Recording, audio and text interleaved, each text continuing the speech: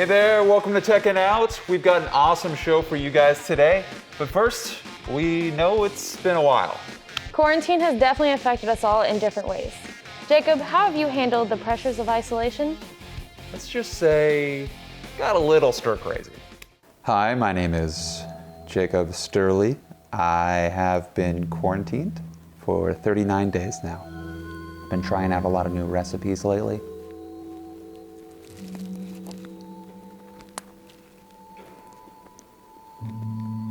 It's been good. It's been really good. It's been really good. It's been great. I'm doing very well.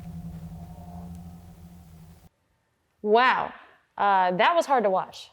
Are you all right, man? Yeah, I'm good. I'm good now, thanks. How about you? Did you take this time to reflect during quarantine? Yeah, I modified my car, focused on perfecting my driving, and faced one of my biggest fears. Wow, look at you, quite the overachiever. Let's check it out.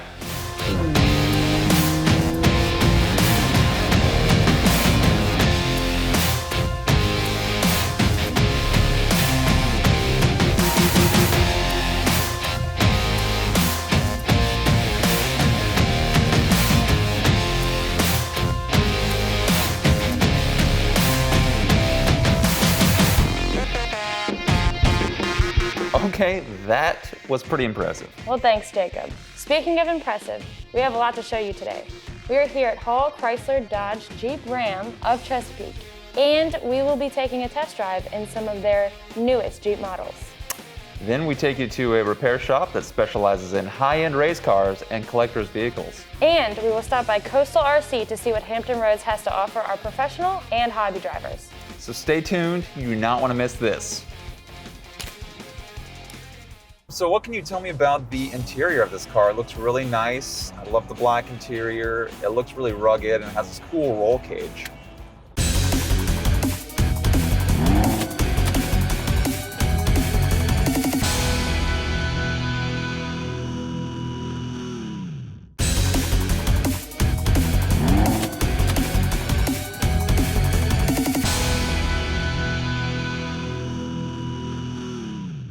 Hey guys, welcome back. I'm here with Sam of Hall Chrysler Dodge Jeep Ram of Chesapeake, and she is showing us around the new 2021 Jeep Wrangler. Sam, how's it going? It's going great. It's going great. Awesome. Thank you for joining us today and showing us around the this new Jeep. So we good to go? Yep. All right.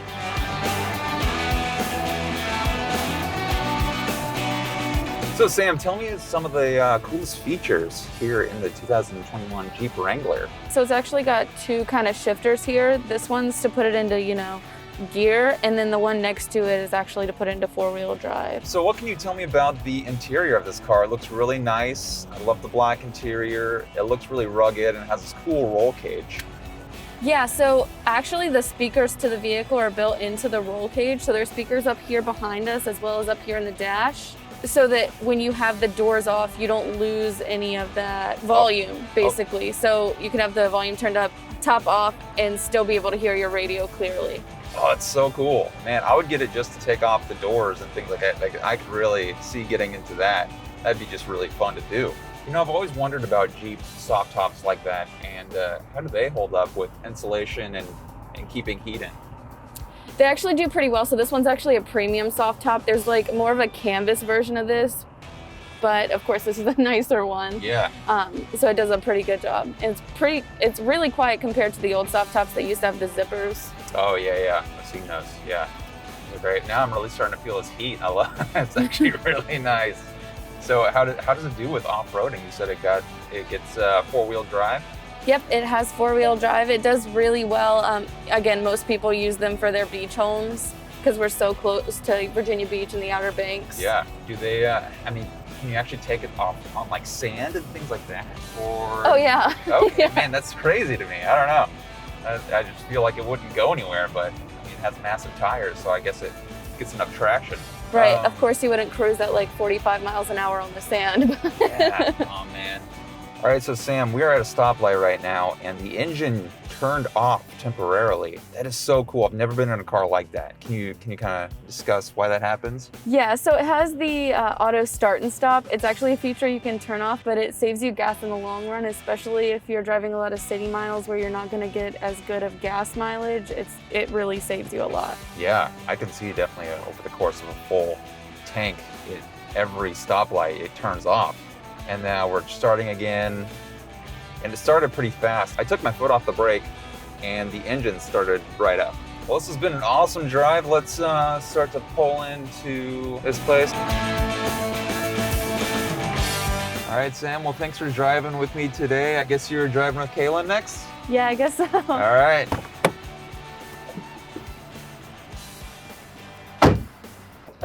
Hey, I see you're checking out the new Jeep Gladiator. Yeah, I was just checking out the engine. You want to go for a ride? Absolutely, let's do it.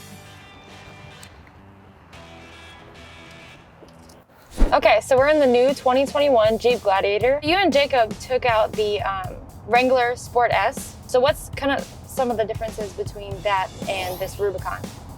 So the Rubicon has a signature kind of red interior just to begin with. So you're gonna have the red plastic right here, as well as the red trim, and then it's gonna say Rubicon in the seats as well. You can get it in leather and cloth. This one also has the bigger display in it. The one we were in had a 7-inch display. This one has the 8.4 with navigation. Still has Apple CarPlay and Android Auto. It's your true off-road vehicle, so it has bigger tires on it. It has axle locks and sway bar disconnect. The big thing for the Gladiators is it having that truck bed. That would actually be very useful for what I do. I could throw tires back there, anything like that. You know, if you're comparing this to a Wrangler, it's actually a lot more practical, especially for what you do, because you don't have to worry about the dirt getting on the inside of the car because you get that additional bed space, but you still kind of get to live the Jeep life by being able to take the top off. Live the Jeep life. I like that. Do they also come in manuals? Yes, so you can get a Rubicon in a manual and a Wrangler in a manual, and a lot of people have preferences for the manual because it's a Jeep. Yeah, they like that old, like, all manual kind of feeling. I would probably prefer a manual too, even though automatic is nice for daily use. It's definitely way better, especially in this area and all the traffic. Yeah. It also has heated seats, heated steering wheel, the bigger display that has navigation in it. We definitely have the heated steering wheel on right now. That's Absolutely. nice. Well, before we came to visit the dealership to actually test drive one, I was already looking at them and I already liked them a lot. And that was even without knowing everything else that it comes with, which is really cool. And now it just makes me want one even more.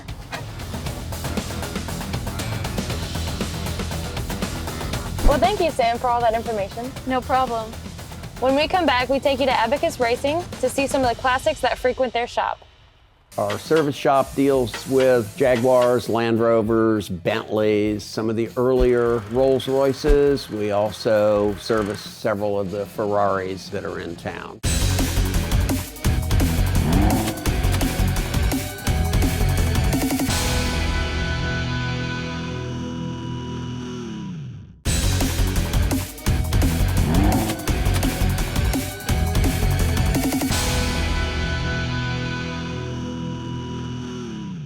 Hey guys, welcome back to Techin' Out. Kailynn, I see you're still in one piece. How was the ride? I am. It went great, and I'm really liking what I'm seeing with these new Jeeps. Yeah, they're pretty awesome. And if you're a Hampton Roads resident and you're into vintage cars or racing, then you're probably already aware of Abacus Racing. Specializing in performance repairs and restoration, this Virginia Beach shop has kept the locals talking for over 30 years. Let's find out why.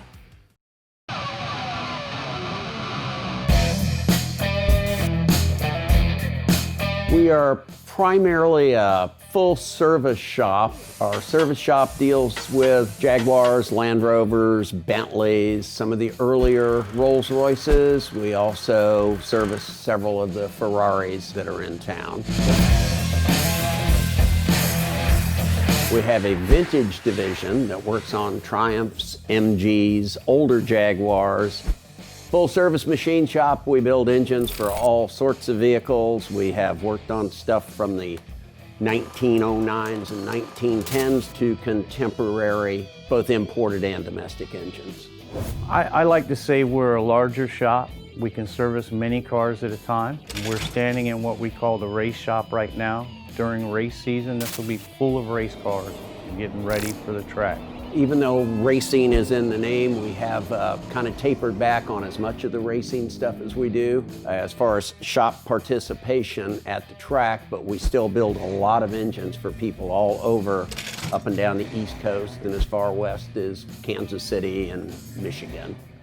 On any given day, we probably have 10 or 15 cars going on at a time. Some of them are long-term projects. Sometimes they're just quick fixes. A lot of professional people, doctors, lawyers, a lot of military and not just officers. We have a lot of just general enlisted people, particularly in the machine shop. We do a lot of engines for younger folks. Abacus is mostly known for our British cars. Chuck and them have serviced British sports cars for many years, and I don't see any other shops in Tidewater that have the experience and knowledge on some of these early British sports cars. Whether it be an Austin Healey or Jaguar, you name it, they've probably serviced it before. I'm a freak for Jaguars. I love them. I've owned and still own several of them and have just always enjoyed them. And I'm one of them all-around technicians. I can kind of do it all. I work on inside and outside. Anywhere there's fabrication to be done is where I go. I like working on them. The satisfaction of doing a good job. I like turning wrenches. It's what I've always done. I believe that one of the big values we have and why we have retained so many customers for 25, 30 years in many instances is our endeavor to be very forthright, very honest, be very explanatory in why a particular part of their repair or their engine needs to be done, so that we are as candid as possible in describing it and justifying what charges are. Most people find out about us through word of mouth. We do very little advertising. Chuck and the guys have been here for many years, and I get amazed at how many people know about Abacus Racing, because you don't see no commercials. It's all word of mouth. No yellow pages, no magazines, no TV. It literally is somebody telling their friend, telling somebody they know from the club. We actually have some people that have met at Beach Pub and said, hey, I want to buy a car, and have purchased a car from one of our customers and are now our customer servicing the car for them. I'd like to ask people in the area that have a real interest in cars, whether it's an imported car, an exotic luxury car, an old American muscle car, come by and see us. We'll be glad to give you our famous quarter tour and show you what we do here at Abacus Racing. Now, those are some cars that I would love to take to the track. Yeah, me too. Now, how about testing your skills at racing a car from the driver's stand? Well, if racing is involved, you can count me in. I was hoping you'd say that. Now we're going to jump to commercial break, and when we return, we're going to check out Coastal RC Speedway and Hobbies and dive into the world of pro and hobby radio-controlled racing. It takes a lot of talent to wheel these things. A lot of people think it's just something from Toys R Us, but yeah, they're really engineered pieces of equipment.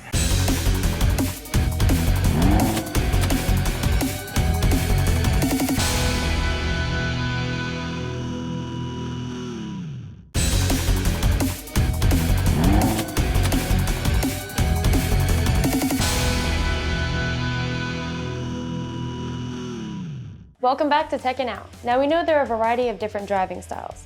There's drifting, gymkhana, drag racing, and so much more. There's something out there for anyone looking to wrench or race. But have you ever tried your hand in the world of RC racing? Today we take you to Coastal RC Speedway and Hobbies and take a look at some of the RC racing going on right here in Chesapeake. My name is Barry Schimmel, one of the owners here at Coastal RC. Coastal RC is an indoor raceway here for remote radio control cars. It's an indoor carpet facility, lots of high traction, lots of fun, family environment, everything. It's always been thought of really as a hobby, not really as a sport. And behind the scenes, there was always these faster cars out there and more competitive cars that you can set up, and it's almost like mini NASCAR. It's a lot of fun, it's technical, but it's different than the hobby grade type radio controlled stuff. I've been racing for 5 years now. It can be very competitive. It can be a paycheck. It can be someone's living, but it can also just be a hobby. It depends on where you're traveling to, if you're just at a club racing. It's always somewhat competitive because you're always trying to win, but at the end of the day, it's always a smile on your face. It's really competitive. There's a lot of different races you can go to. There's like big races with like thousands of people there watching. Like you can be on TV. It can be very competitive. We started racing back in 2000. So it started out, it was something that we could share together. And I was always better than him. And then as he grew older, he started getting faster. And now he's the one to beat. So I was just sandbagging when I was younger. It takes a lot of talent to wheel these things. A lot of people think it's just something from Toys R Us, but yeah, they're really engineered pieces of equipment. My body has a combination of orange and yellow and pink. It has some chrome and black in it as well. So this is pretty much what everyone sees me as on the track. This is one of my vehicles, two-wheel drive buggy. It's a Yokomo chassis. And as you can see, it's wired up with the steering servo that controls the steering. You got your battery, motor, transmission. The speed control is basically the brain of everything, telling it to go and stop. Josh and Brennan are at a different level, almost professional drivers. You know, they're not paid drivers, but both of them are at a level where their competitiveness is not like at a club level. It has sway bars, just like a real car does. Shocks, springs you can change out, downforce, front and rear wings. These cars can run you about 1,000 to 1,500 to get started in high competition level. If you don't want to do that, you could probably start out under $500. 90% of the guys that come into this facility, your normal club racer guys, you know, they throw tires on their car and we get them a basic setup and they go out here and they're completely fine. People like Josh and Brennan are looking for a half a second. When you got 15 really fast guys, they're usually within a half a second of each other and they're trying to figure out what do they need to do to find a half a second. So here at Coastal we have the off-road track. You know, that's your typical four-wheel drive, two-wheel drive, off-road type buggies and different vehicles that will jump and lots of speed. We have an on-road track and that's more for like a touring car and, you know, F1 cars and stuff like that where there's no jumps at all. It's just basically a road course. Oval cars, you know, go straight, turn left. We have a rock crawling course. It's absolutely awesome. Rock crawlers are a lot of fun. They're very technical. These guys build these out to make them scale and look like real rock crawlers. And then finally in the back we have Mini Z course, which is a scaled down on-road course. There's no jumps, there's no dirt. It's fast, lots of turns and, you know, more affordable for somebody that's trying to get into the hobby, but still lots of fun, very competitive. Some tracks are technical, some are smooth. Right now, I'm really enjoying the rock crawler track because there's so much creativity that goes into that. You want it to be competitive, but car friendly at the same time. I could be racing with a few friends, having a great time, or I could be at a national event, racing with people from all across the world. It doesn't matter to me. For those few moments I'm racing, I guess it takes me somewhere else. Don't have to worry about bills and work and all that other stuff. So it's a good hobby to have, keeps you out of trouble. The future of anything is in the youth. So we want and we encourage young kids to come in because number one, they do have the hand-eye coordination. Most kids that play video games or are good with their hands tend to do really, really well in the RC world. It's almost like a real video game. And this is more fun, you know, you've got something to work towards to get better and better. Those cars are fast. I had no idea that there was a sport for radio-controlled racing. I'm definitely gonna check that out. Me too. We should go to the hobby shop sometime and look into building our own whips. I'm down, but are you ready to lose? Okay, save the trash talk from when we're actually out on the track. Okay, fine, but I'm not gonna take it easy on you. Oh, I know, believe me. And this won't be resolved anytime soon. We're actually out of time. Thanks so much for watching. Be sure to keep up with us on Facebook and YouTube. And take a look at our website at techingout.tv. Until then, keep your foot on the gas and your eyes on the road.